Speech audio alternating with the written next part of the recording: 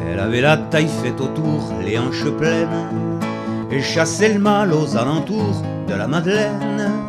À sa façon de venir mon rat, est-ce que je te tente? Je vis que j'avais affaire à une débutante. Laver le don, c'est vrai, j'en conviens, laver le génie, mais sans technique, un don n'est rien qu'une sale manie. Certes, on ne se fait pas putain comme on se fait nonne, c'est du moins ce qu'on prêche en latin à la Sorbonne. Me sentant rempli de pitié pour la donzelle, je lui enseignais de son métier les petites ficelles. Je lui enseignais le moyen bientôt de faire fortune, en bougeant l'endroit où le dos ressemble à la lune. Car dans l'art de faire le trottoir, je le confesse, le difficile est de bien savoir jouer des fesses. On tortille pas son popotin de la même manière, pour un droguiste, un sacristain, un fonctionnaire. Rapidement instruite par mes bons offices, elle m'investit d'une part de ses bénéfices.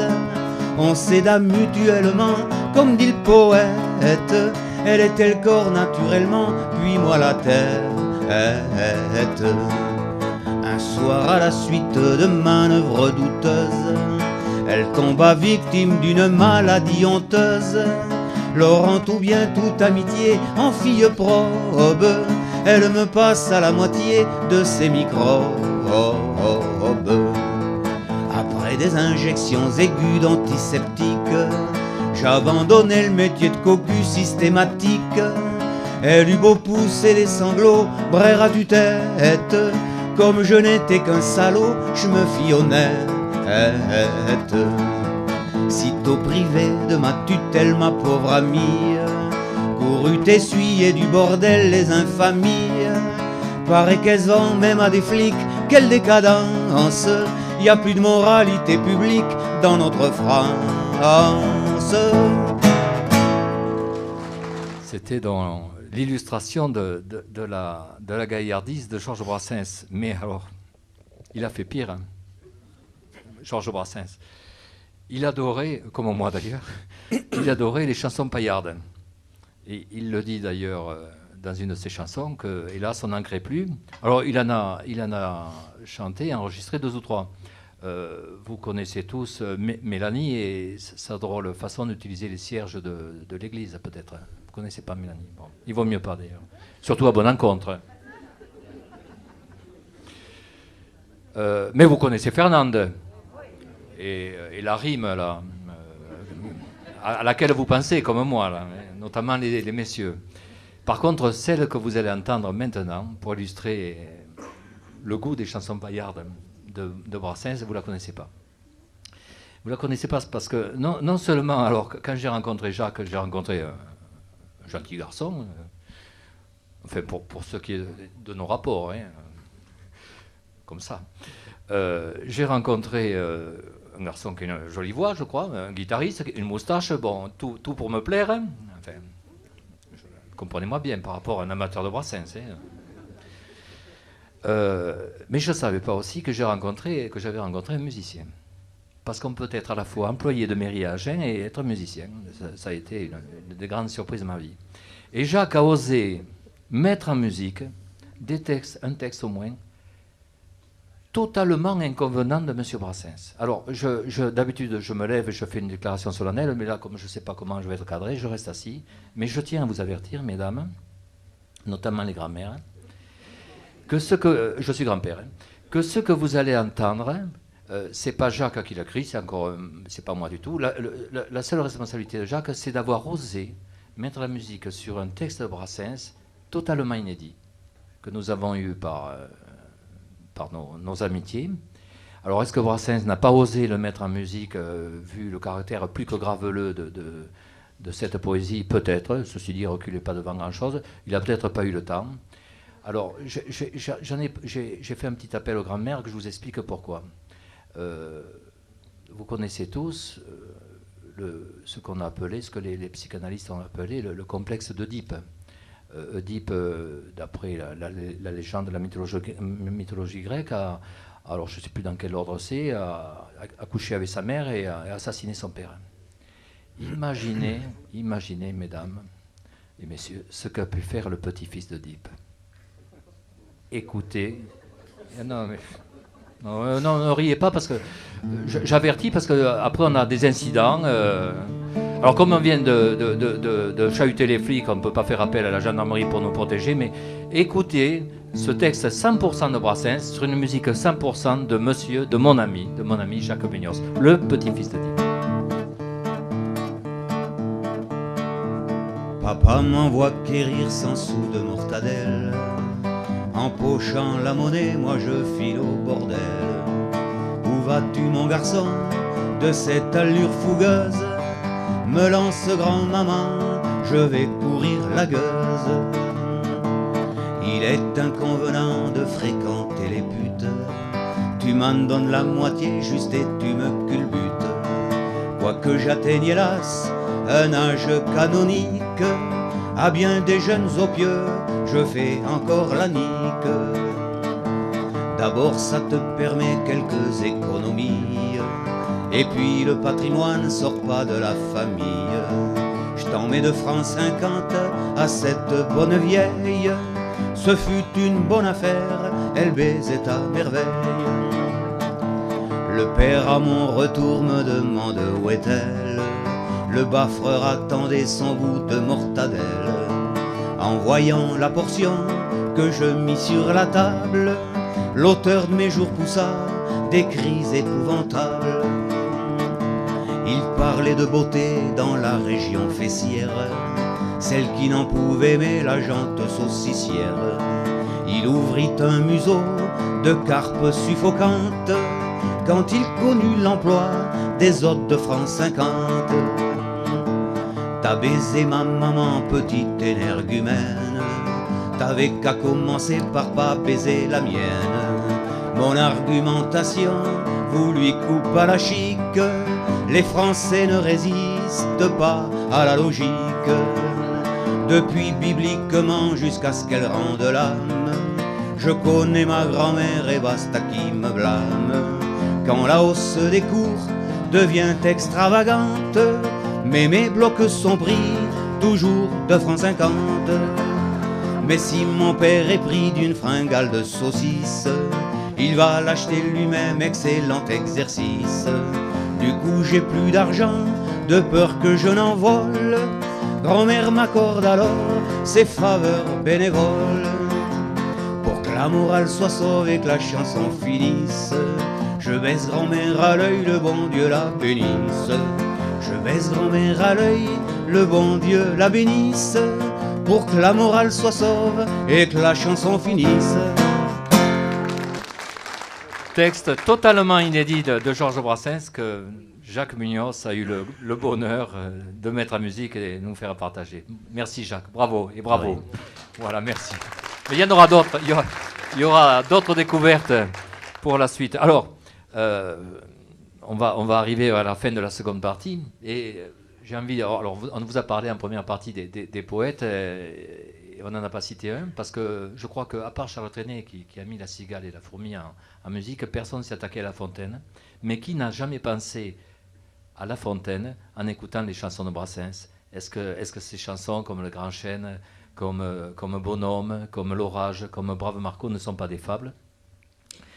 Comme le grand fabuliste, Brassens nous racontait des petites histoires situées dans son temps ou dans d'autres époques pour pas que ces histoires vieillissent, et il en tirait toujours une conclusion, une fable, prétexte à taquiner les puissants ou à les secouer un peu, ils en ont bien besoin. Hein. Jacques va vous chanter une fable de Brassens que Brassens lui-même, hélas, n'a pas pu enregistrer parce qu'il est parti avant, puisqu'il nous a quittés il y a près de 25 ans, en octobre 81. Donc elle a été écrite il y a plus de 25 ans, mais il semblerait, quand on l'écoute, qu'elle a été écrite la semaine dernière, parce qu'on s'aperçoit que ce monde que Georges décrit comme une pétaudière, eh bien c'est toujours une pétaudière. Il n'y a qu'à allumer votre poste de télévision, voir ce qui se passe au Moyen-Orient ou ailleurs, ou ici. C'est une véritable pétaudière. Cette chanson que certains d'entre vous connaissent, puisqu'elle a été reprise notamment par Maxime Le Forestier et notre ami Valérie Ambroise, qu'on a eu le plaisir d'accueillir à Fouleron l'autre jour. Jacques la chante aussi à sa façon, c'est « Quand les cons sont braves ».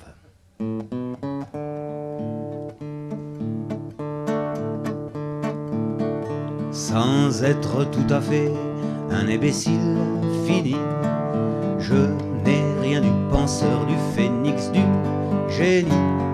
Mais je ne suis pas le mauvais bougre et j'ai bon cœur, et ça compense à la rigueur. Quand les cons sont braves, comme moi, comme toi, comme nous, comme vous, ce n'est pas très grave. Qu'ils commettent, se permettent des bêtises, des sottises, qu'ils déraisonnent, ils n'emmerdent personne. Par malheur sur terre, les trois quarts des tocards sont des gens très méchants, des crétins sectaires. Ils s'agitent, ils s'excitent, ils s'emploient, ils déploient leurs ailes à la ronde, ils emmerdent tout le monde.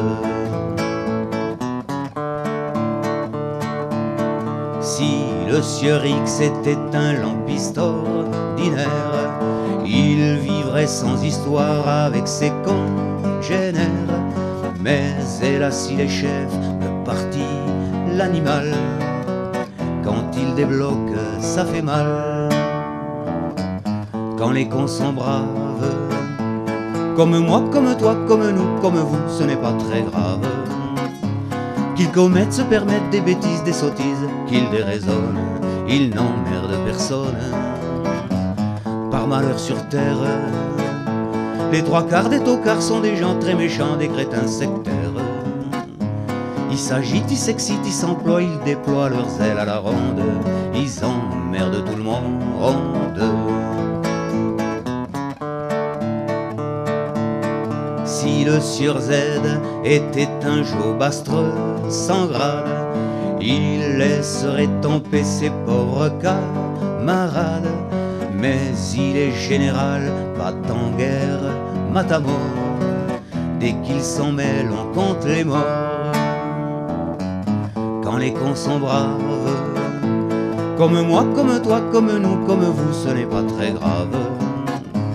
Qu'ils commettent, se permettent des bêtises, des sottises, qu'ils déraisonnent, ils n'emmerdent personne.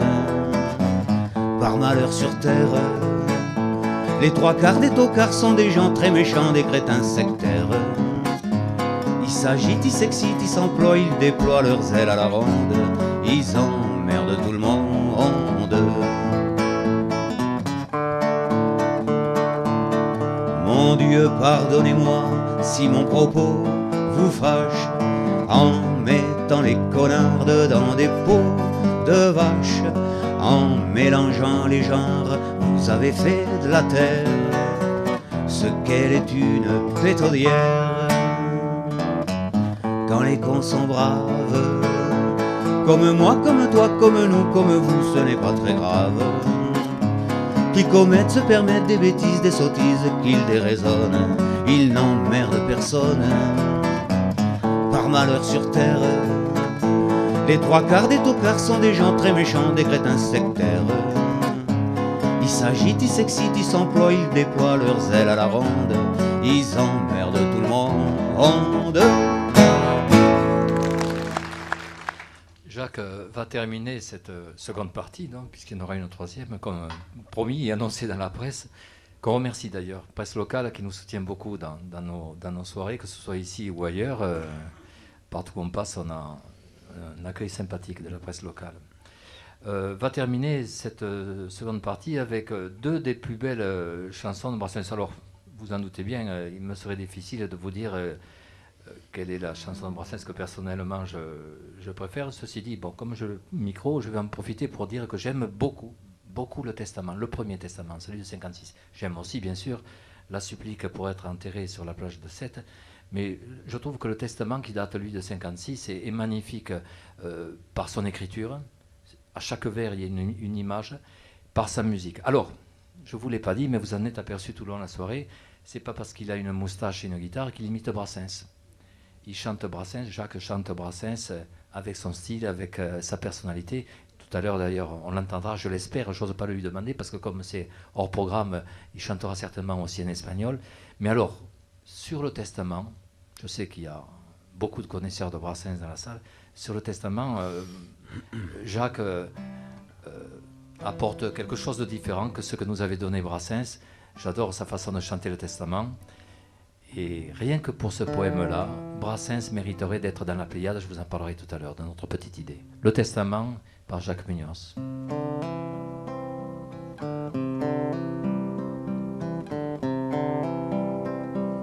Je serai triste comme un sol quand le Dieu qui partout me suit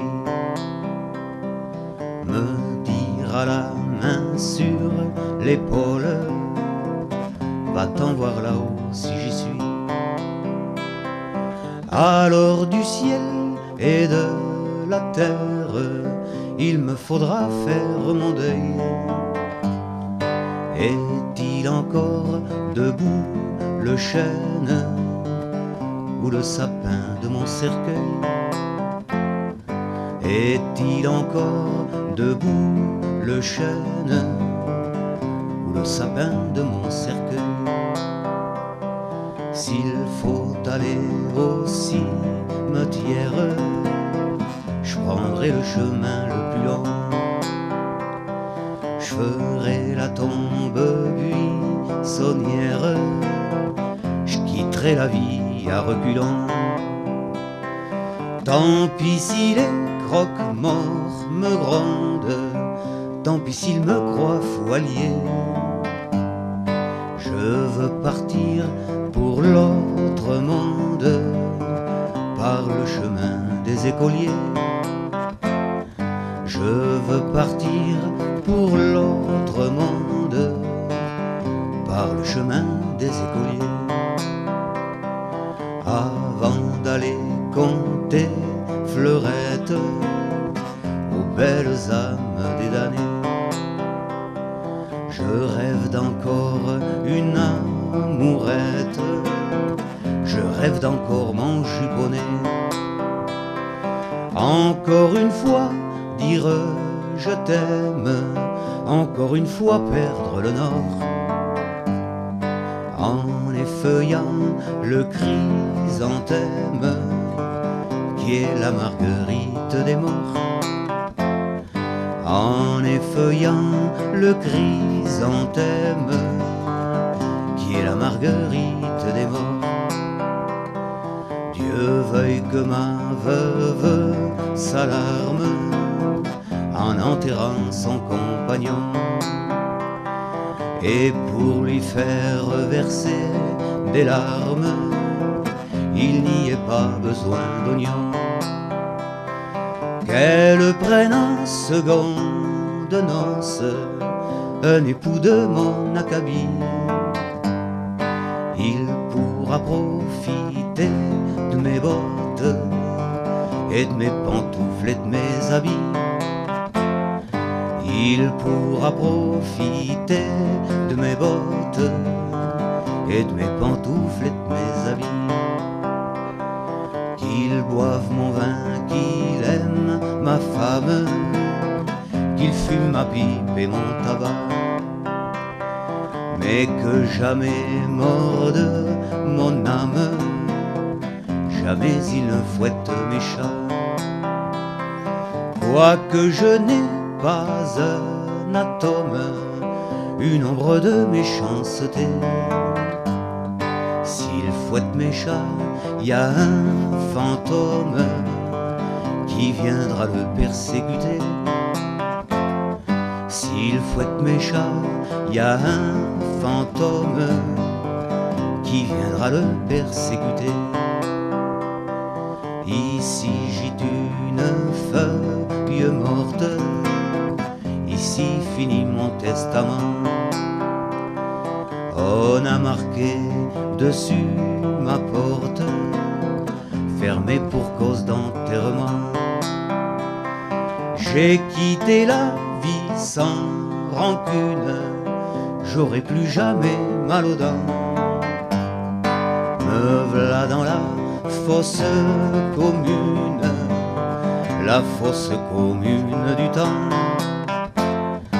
Me v'là dans la fosse commune, la fosse commune du temps.